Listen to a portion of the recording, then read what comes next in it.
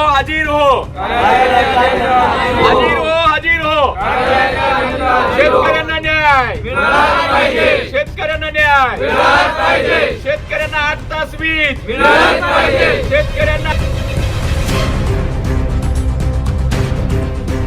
शेतकऱ्यांना पुरेसा आणि नियमित वीज पुरवठा मिळत नसल्यानं संतप्त झालेल्या शेतकऱ्यांनी आज ठाकरे सेनेच्या पदाधिकाऱ्यांसोबत ब्राह्मणी येथील महावितरण कार्यालयावर धडक देत ठिय्या आंदोलन केलं.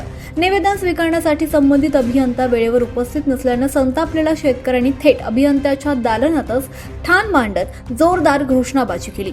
विजेचा पुरवठा सुरळीतपणे होत नसल्यानं शेतकऱ्यांना मोठ्या अडचणींचा सामना करावा लागतोय आणि या संदर्भात शेतकरी निवेदन देण्यासाठी ब्राह्मणी उपकेंद्र कार्यालयात पोहोचले. मात्र शेतकऱ्यांच्या जिव्हाळ्याच्या प्रश्नांवर चर्चा करण्यासाठी संबंधित अधिकारी कार्यालयात उपस्थित नसल्यानं संतप्त झालेल्या शेतकऱ्यांनी ठाकरे सेनेचे पदाधिकारी शानाभाऊ सोनावणे यांच्या नेतृत्वाखाली अभियंत्याच्या दालनातच ठिय्या मांडत हजर व्हा, गावित अभियंता हजर व्हा, शेतकऱ्यांना 8 तास वीज मिळालीच पाहिजे, शेतकऱ्यांना न्याय मिळालाच पाहिजे अशा जोरदार घोषणा देत निषेध व्यक्त केला.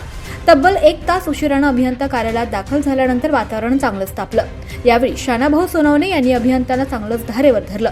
शेतकरी तासनतास विजेची वाट पाहतोय, मग अधिकारी वेळेवर कार्यालयात काय येत नाही असा थेट सवाल केला.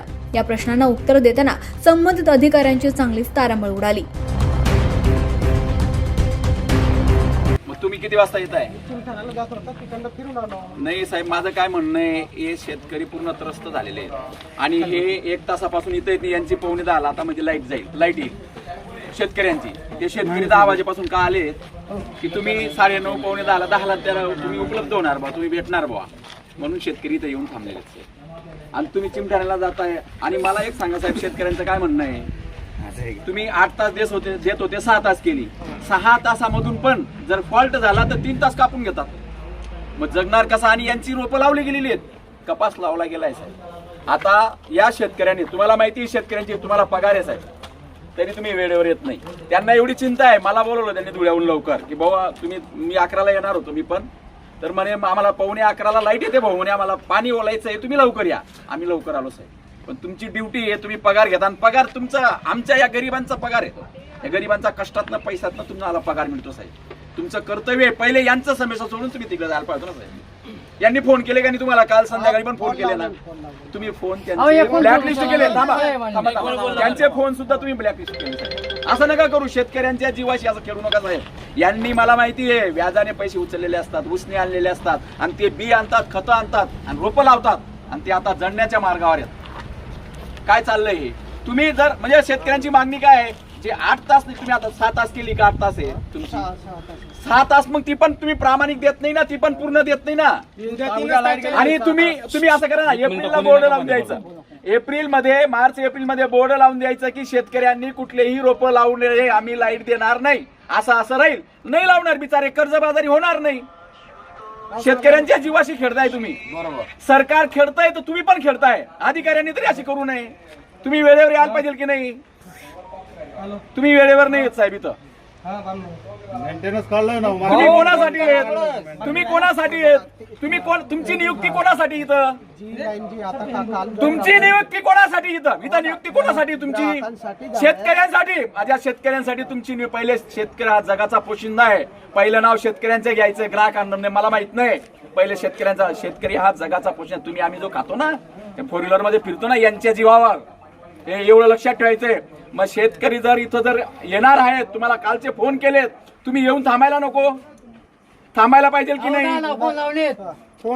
बरोबर नाही साहेब, नाही हे बरोबर नाही. हे बघा, ज्याचं मीठ खातो ना त्याला जागलं पाहिजे. यांचं माझ्या शेतकऱ्यांचे मीठ खाता तुम्ही, त्यांना जागलं पाहिजे. या बामणे सबस्टेशनचे जे उप अभियंता आहेत गावित, आज शेतकरी बांधव गेल्या 10 वाजेपासून या ठिकाणी येऊन बसलेले आहेत आणि अधिकारी या ठिकाणी उपलब्ध नाही आहेत.